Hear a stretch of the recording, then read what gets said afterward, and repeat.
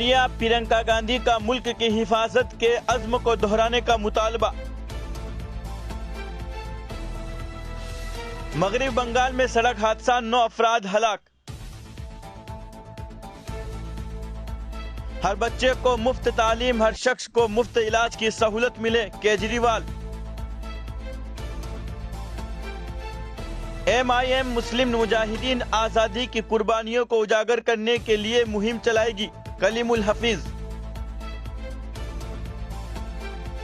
श्रीलंका में बिजली की कीमतों में 75% इजाफा। अमेरिका का यूक्रेन फौजी ताकत में इजाफा के लिए मजीद $1 अरब की इमदाद का ऐलान।